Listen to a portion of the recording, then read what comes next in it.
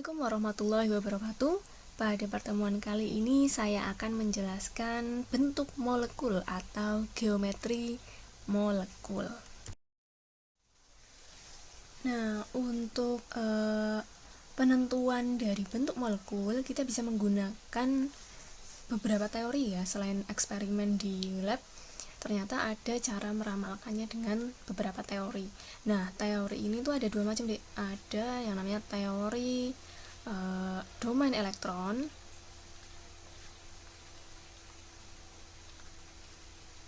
atau bisa disebut sebagai VSEPR, atau ya singkatannya apa ya, pakai bahasa Inggris. Terus yang kedua itu adalah teori hibridisasi.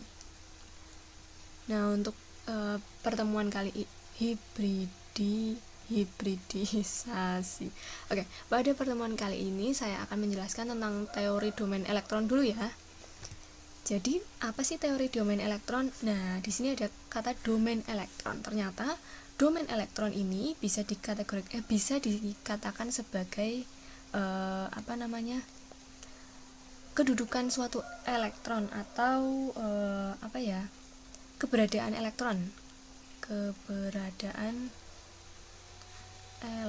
Nah, kemarin kita udah belajar tentang tentang macam-macam ikatan, tentang struktur Lewis juga. Seenggaknya kita udah tahu nih bagaimana cara menempatkan si elektron ini. Nah, dalam teori domain elektron ini ternyata ada notasi VSEPR yang bisa kita gunakan untuk mencari intinya ada rumusnya lah ya. Nah, rumusnya itu apa? Ada AX N E M gini ya. Nah, si A itu apa? Si A ini adalah pusat deh. A ini adalah pusat elektron, atom pusat.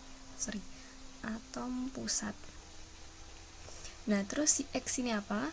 Si X ini adalah PEI. Nah, apa ini PEI? Ntar saya jelasin. N itu jumlahnya ya, jumlah dari PEI.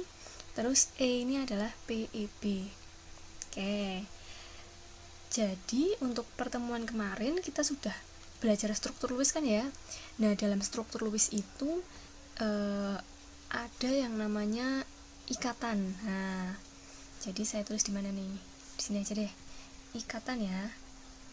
Ikatan kimia. Ikatan gini aja deh. Dalam ikatan kimia itu kemarin ada PEI. Apa itu PEI? Adalah pasangan elektron ikatan. Ya, jadi yang berikatan. Terus ada juga yang namanya pasangan elektron bebas ya. Kalau ini pasangan elektron ikatan yang berikatan. Kalau yang ini pasangan elektron yang bebas. Gitu ya, bedanya ya. Oke, jadi untuk menentukannya ini siapa atom pusatnya, ada berapa atom pusatnya gitu. Nanti kita cari, terus berapa sih yang berikatan dan juga berapa bebasnya, kita akan cari satu-satu di sini agar kita bisa menentukan bentuk dari molekul yang terbentuk itu seperti apa. Nah, untuk menentukan si elektron bebas ini ada caranya. Elektron bebas bisa ditentukan dengan mengurangkan elektron valensi dengan si yang berikatan. Ya, sama ya, X ya. Terus dibagi 2. Nah, seperti ini. Ini bisa digunakan untuk mencari elektron bebas. Nah, bagaimana penerapannya? Misal saya punya ada H2O ya. Nah, H2O nih.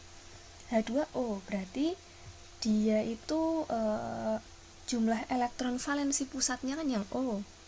O kan sebagai pusat ya kalau kemarin kita gambar struktur Lewisnya. Jadi ini kayak gini ya gambarnya ya. Ini bukan jadi O gini ya. Nah, jumlah atom pusatnya ini ada 6 ya. Bentar, ini saya kasih silang aja. Nah, oke, jadi si O ini memiliki atom pusat elektron valensi 6. Berarti EV elektron valensi O sama dengan 6. Terus jumlah domain elektron atau si X ini adalah yang berikatan itu adalah 2 ya. Nah, jadi elektron bebasnya itu berapa? Berarti 6 kurang 2 bagi 2 gini ya. Sama dengan berapa ini? 2. Gitu. Nah, terus penulisan rumusnya ini bagaimana? Penulisan rumusnya berarti ya udah. Menggo. Bentar.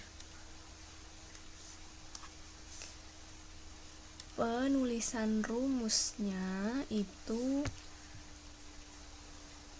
berarti kan A ya, A nya 1 aja karena dia pusatnya cuma 1, X nya itu tadi ada 2, terus elektron yang bebas itu ada 2. Nah, jadi seperti ini bentuknya gitu ya. Terus contoh lagi apa, misal yang lebih banyak, ini contoh 1, ini contoh 2. Saya punya SO3 misal ya. SO3 ini cukup banyak. Jadi elektron valensinya itu si O ya. Si S, sorry. Si S. Ini gimana sih tulisannya? Hapus dulu bentar.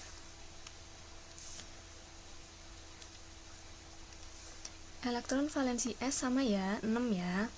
Terus X-nya itu sama dengan 3. Oke.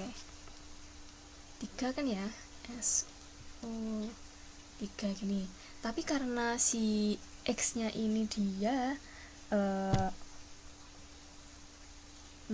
digunakan juga sebagai atom pusat, berarti dia nanti dikalikan 2 deh ya, dikalikan 2. Jadi totalnya 6. Gini ya. Terus domain elektron bebasnya ini adalah berapa? 6 dikurangi 6 bagi 2. Wah, 0 ya, habis soalnya. Oke, jadi si SO3 ini bentuknya adalah AX3 ya, karena dia nggak punya elektron bebas, jadi langsung AX3. Begitu. Paham ya untuk yang ini ya? Oke, saya lanjut. Oke, untuk bentuk-bentuk dasar dari molekul kovalen itu seperti ini, Dek. Jadi ada 5 bentuk dasar. Ada linear, ada segitiga datar, ada segitiga datar sama sisi, ada tetrahedron atau tetrahedral ya.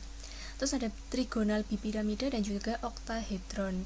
Nah, contoh dari si linear ini kita kemarin udah belajar, yaitu adalah BeCl2.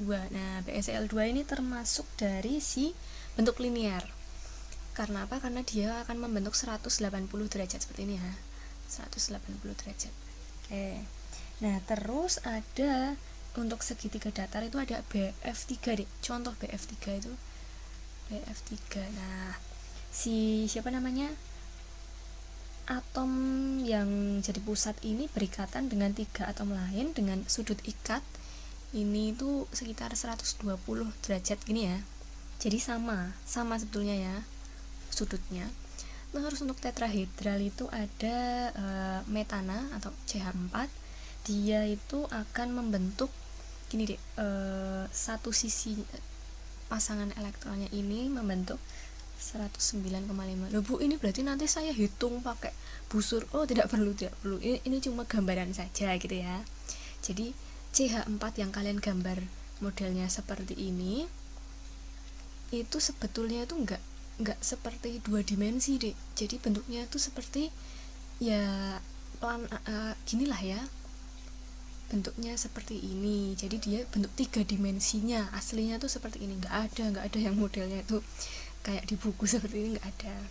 Yang seperti ini tuh tidak betul, cuma struktur Lewisnya aja. Kalian kalau gambar tetrahedron langsung kan susah, jadi kalian gambar dasarnya dulu seperti ini tuh. Nah, terus ada trigonal bipiramida. Contohnya itu ada bentuk penyimpangan kemarin ya, PCl5. Nah, sebetulnya gambarnya itu seperti ini, Dek. Jadi dia itu ada yang menjorok ke dalam, ada yang keluar seperti ini ya.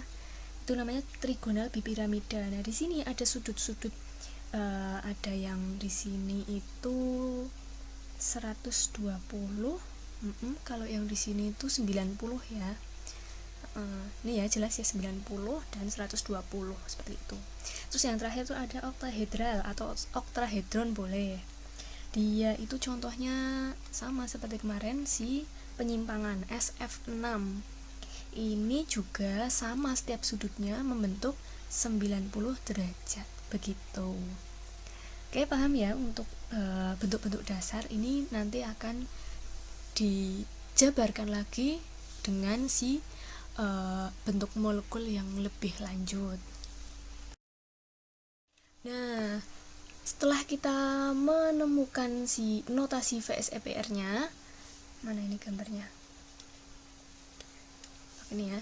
Jadi setelah kita menentukan notasi VSEPR-nya, kita bisa menentukan bentuk molekul. Kita bisa meramalkan bentuknya seperti apa sih? Nah, seperti ini ya. Kalau misalkan tadi kita H2O ya. H2O itu tadi jumlah domainnya berapa? 4. Terus dia memiliki PEI2 dan PEB2. Berarti ternyata ini H2O. Ternyata bentuk molekulnya itu adalah seperti ini, Dik. Nah, seperti ini. Tidak lurus. Kalau kita gambarkan kemarin mencoba struktur Lewisnya pasti akan lurus ya bentuknya ya. Namun ternyata di sini bentuk molekulnya tuh adalah bentuk V. Seperti V ini. Dan ada tolakan-tolakan di sini ya. Nah, ternyata si PEB ini memiliki peran penting, Dek. Peran penting untuk menggambarkan tolakan-tolakan yang terjadi pada elektron. Karena apa? Karena tolakan pasangan elektron bebas itu paling besar, lebih besar dari tolakan antara pasangan elektron bebas dengan pasangan elektron ikatan.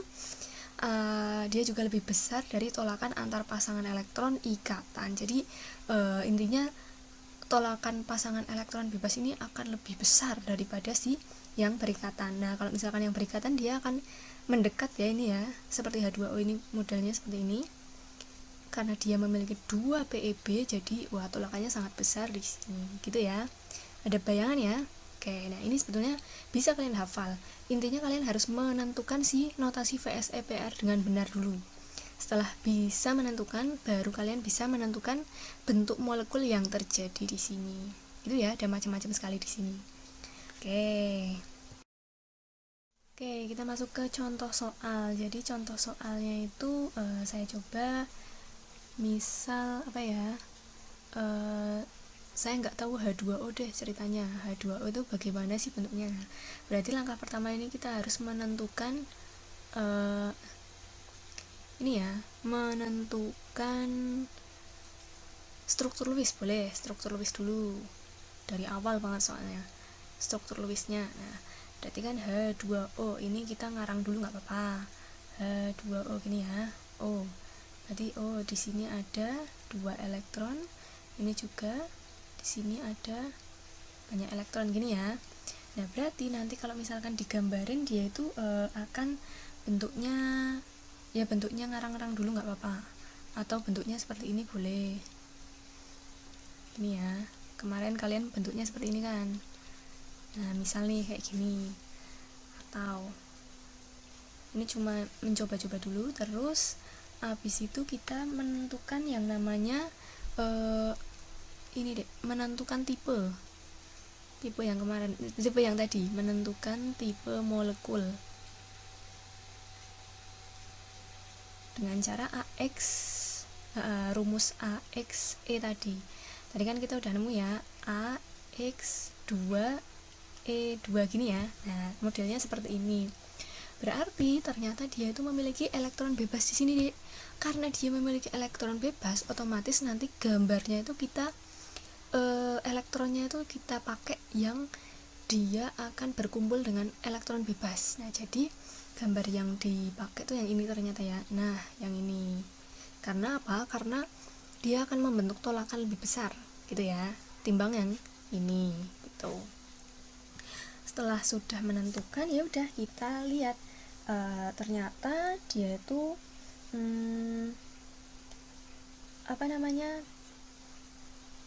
bentuknya ya, domain-domainnya ini akan membentuk si tetrahedral. Ini akan membentuk tetrahedral. Nah, berarti nanti dia itu bentuknya, bentuk lebih spesifiknya, ini kan bentuk dasar ya, bentuk lebih spesifiknya dia akan berbentuk, karena ini ya seperti ini, berarti ini kan tadi seperti ini, sini ya, ini ya. Nah, ini ada, berarti dia bentuknya si V ini ya. Ini saya anggap H aja deh, ini deh. Nah, paham ya maksud saya ya? Jadi kan bentuknya V seperti ini. V dari mana bu? Saya nggak nemu. Misal kalian bingung, nah ini loh deh, V seperti ini. V kebalik ya, V kebalik. Jadi dia adalah bentuk V. Oke, terus lanjut dengan contoh yang lain. Misal apa ya? Ada IF3 nih. Wah, susah ini. Ini gambarnya warnanya juga jelek ya. Tidak terlalu jelas. IF3. Oke. Nah, IF3 ini juga sama. Kita harus menentukan struktur Lewisnya, terus tipe molekulnya, baru kita gambar kira-kira yang mana. Jadi, kalau langsung kita tentukan tipe molekul, misalnya tipe molekul. Itu sebetulnya kita dapat AX3E2. Nah, seperti ini ya. Berarti kalau seperti ini berarti dia itu mengikat 3, dia memiliki elektron bebas 2. Berarti yang pusatnya adalah I. Terus karena 3 ya, jadi kita buat rata saja nggak apa-apa.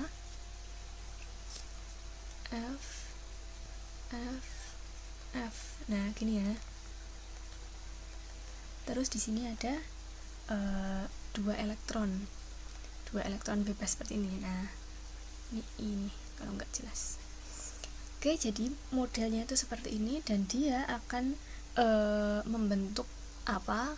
Bentuknya itu adalah planar T, gini ya. Nah, dari mana bu planar T? Ya dari tadi yang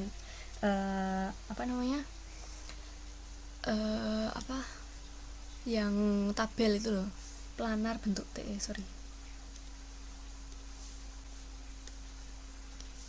tabel yang besar itu tadi kita harus hafalin deh. Jadi kita bakal menentukan apa saja sih yang bisa didapat dari tipe molekul sebagai berikut gitu ya. Oke, kalian bisa mencoba-coba sendiri dengan melihat LKS tuh ya, itu juga macam-macam. Selesai. Oke, saya akhiri ya untuk pembelajaran kali ini. Terima kasih atas perhatiannya sudah menonton video saya. Kalau misalkan ada yang masih bingung boleh ditanyakan. Oke, saya tutup. Wassalamualaikum warahmatullahi wabarakatuh.